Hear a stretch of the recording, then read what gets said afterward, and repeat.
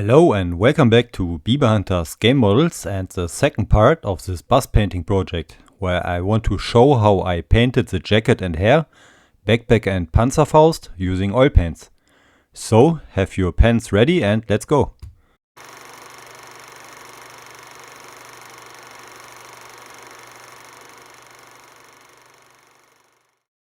In the first part I showed how I prepared and assembled the bust, pre-colored it and how I used oil paints to paint the face and helmet. So if you missed it, you might want to check it out too later. I wanted to start painting the clothes with the white blouse because some areas were pretty deep and I wanted to get this piece out of the way, so I used Payne's Grey, very diluted, to paint some shadows into the darker areas. The blouse was base painted with medium grey Deck 10 acrylic paint as a foundation for the oils. With diluted white oil paint I added the highlights, giving the blouse the needed white look. Because the white paint was diluted, the medium grey base paint was shining through slightly, making the white paint less bright.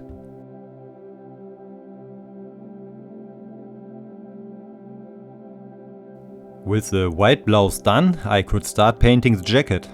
I showed the process of drying out and transferring oil paints to my palette more detailed in the last part and will go fast forward here. The base paint was Abteilung Intense Blue, what also served as Shadow Paint 1. And I added the darker cobalt blue in equal parts to mix Shadow Paint 2. By adding a small amount of indigo, I mixed Shadow Paint 3. By adding white to the intense blue, I mixed 3 highlight paints by adding more and more white to the previous mix. And I ended up with this color palette, 3 shadow and 3 highlight paints. Just like on the face, and almost every time I started with painting the shadows. And with Shadow Paint 1, the intense blue, I painted every area that would be at least a bit shadowed and slightly darker. The paint was again diluted with odorless thinner, so it's not covering the pre-coloring completely. And the filbert brush was again used for blending the transition smooth and erase brush strokes. Shadow Paint 2 was applied into the darker areas that would be deeper or more shadowed, sometimes slightly thicker so it's more opaque where I wanted darker shadows to be. And again, blending helped me to smoothen out transitions. I'm aware that the jackets of the Bund Deutscher Mädel were brown and not blue, but I liked the box art with the bright blue and decided to give it a try. And it was really fun painting the jacket with this colorful paint, a welcome change from all the earthen tones we military modelers usually use.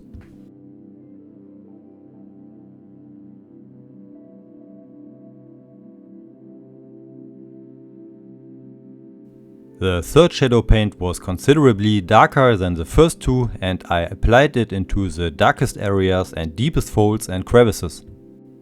Like this I worked out the contours of the jacket, emphasizing the deeper spots and creating contrast.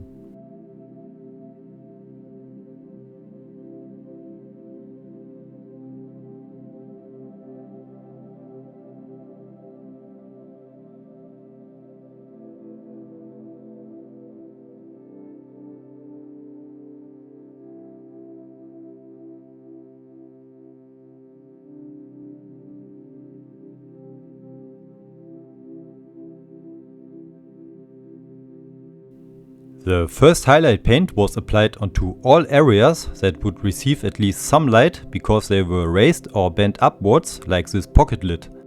I started with very thin paint, blending it into the neighboring shadows and then used thicker and thicker paint to build up the opacity of the paint, highlighting the lighter areas.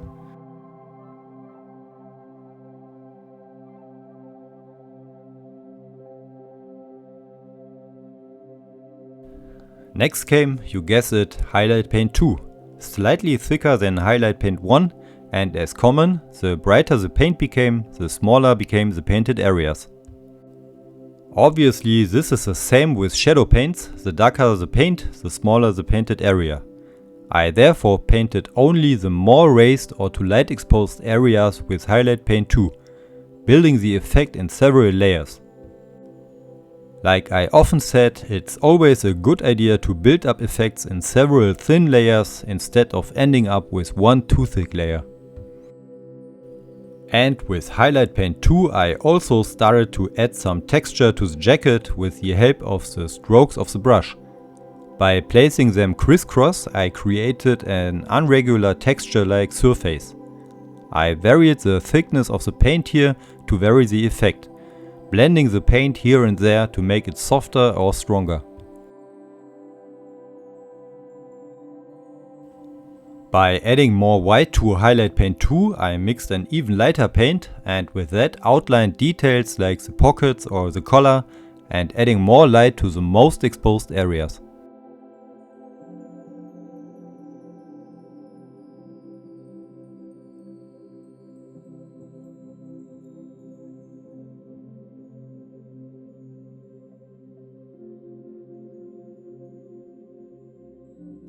After that the jacket looked crispy and sharp, but a bit too contrasted.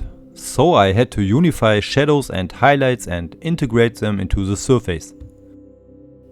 And this was done with two thin glazes with the base paint, making sure the paint isn't too thick so it's not covering the texture completely and it's not pooling in the deeper spots so it's covering the shadows.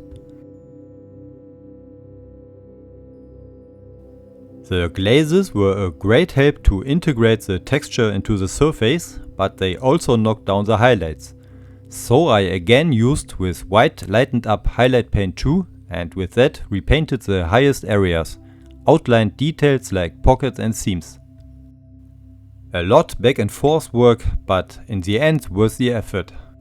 I said it before and I will say it again, patience is a key factor to a satisfying result.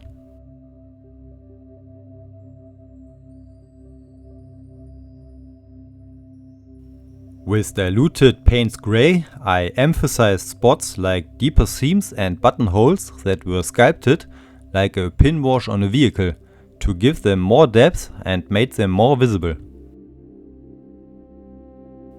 After painting the buttons with gunmetal metallic paint, I placed a very thin layer of black oil paint over them. That knocked down the shine and made them look less brand new and bling bling. The jacket was then finished and I could move on to the next part, the backpack. For the backpack or rucksack I mixed me an interesting palette with a greenish base paint and brownish highlights and shadows. Sounds like it makes no sense at all and maybe it really is like this. But I think the result looks pretty okay, so let's check it out.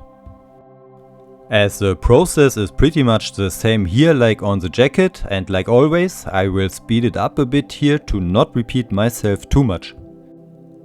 I placed the first shadow paint in every area that would be at least a bit dark and worked the two shadow paints into the deeper areas, and again the darker the paint became the smaller the painted areas were.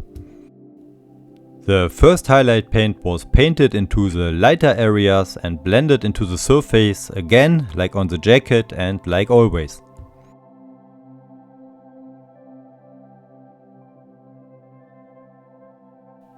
With the second highlight paint I again tried to create some texture, this time by stippling instead of a crisscross pattern. I wanted to create an optical difference to the jacket and also try out how this would look. Then I again unified shadows and highlights with two thin glazes with the base paint, knocking down the texture a bit. And because of the glaze knocking down the highlights again, I used highlight paint 2 with more white to rework the brightest areas and to outline details and seams. For the Panzerfaust I mixed me several darker and lighter yellow paints. The darker paints were painted in the darker areas, you heard it before, and it was not so easy to paint this round object without visible brush strokes. Luckily, after some testing I learned that a big dry brusher was helpful here, eliminating the strokes and creating a smooth surface. And after painting the highlights and a unifying glaze with the base paint, I quickly applied the included decal after a protecting coat of matte varnish by Bergswerk Modell. For some light weathering I used dark brown acrylic paint, which I applied by sponge, just like you would do it on a tank. And for some finer chips on hard to reach areas I used a fine brush, and with that also added some scratches to the paint. And with this the Panzerfaust was done for now. Now it was finally time to paint the blonde hair, what would change the whole look completely. Over a dark brown base paint I started with a darker yellow beige paint, painting it pretty covering over the whole hair except the deepest and darkest places. At this point the braids were not glued to the hair yet, because like this I could apply this blonde base coat more easily.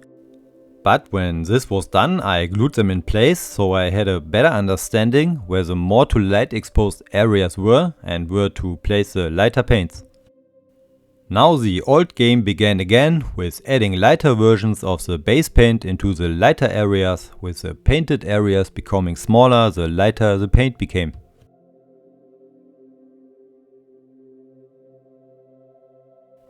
I had to keep in mind that the helmet would cast a shadow, so I placed it on her head from time to time to get a better feeling when not to place the highest highlights.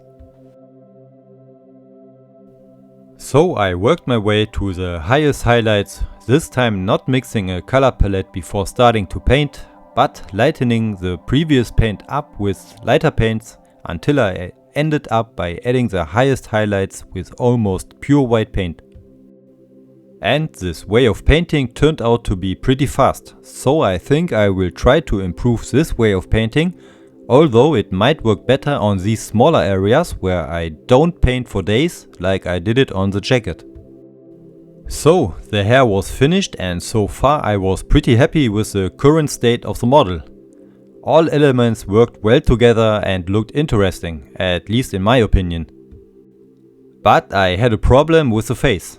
It looked good to me like that, shadows and highlights visible, some subtle flesh shades and a fine touch of rosiness. But as soon as I placed the helmet on top, the face looked ghost-like, too white, and somehow lost all colors, shades and tones. So I had to get back to it and add some more rosiness and fleshy tones. So I glued the helmet in place to get a better feeling for the overall picture, mixed me an orangish fleshy tone from Terra Rosa and a small amount of Naples yellow, and went to work. I applied this paint very thin in several layers into the highlights and slightly thicker into the shadows, giving the whole face a warmer fleshy appearance. And by adding a small amount of white to the mix, I repainted the highlighted areas to give them some warmth too.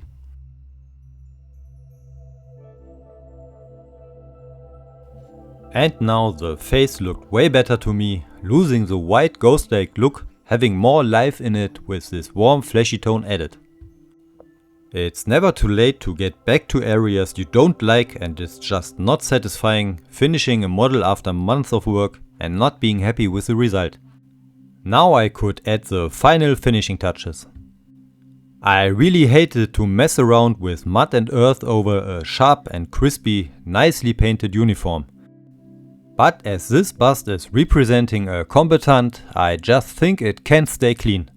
So I grabbed me some dark brown oil paint, applied it randomly, thick and undiluted with a dry brusher by stippling over the jacket. And with a finer brush I added more precise dots, and even the face wasn't spared.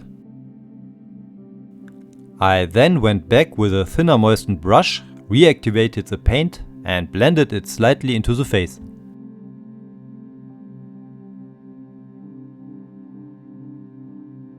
On the jacket I varied the blending to create some more volume and a slight hint of texture. For more variation, texture and to brighten up the dark matte effects, I placed small dots of light matte oil paint randomly into the darker spots and blended them into the dark matte with my dry blending brush. This brought some light back into these dark spots, adding the impression of slightly dried mud. Although I ruined the sharp, crispy look of the jacket with this step, I liked the result and I think it added more life to the bust, giving the impression that this poor kid really saw some action. The really last step was to give the underside and the rod a thick layer of Tamiya matte black to have a clean finish where the scene of the bust ends. And with that, a tricky and sometimes not so easy project comes to a very satisfying end. Although this was not my first ever painted bust, it was my first female bust. And especially the face was different and challenging. It's completely different painting a young female face compared to a bearded, hard-edged masculine male face with a bearded shadow. The uniform and the rest of the equipment was more straightforward and I think the overall picture isn't too bad. In fact, I really like the final result and am satisfied and don't see this time as wasted. I hope I could encourage you to start your own tries painting a bust or using oil paints. It's really not that hard. And the results from using oil paints are just way nicer than using acrylics. If you made it until here, thank you very much for watching. I hope my video was interesting to watch and maybe even helpful. I would be very happy if you support me by subscribing and I'm curious to read your feedback and thoughts about my bust. Und nein, das gibt es nicht auch auf Deutsch. So, enough said for today. Thanks again for watching, good luck for your own tries, stay safe and until the next time.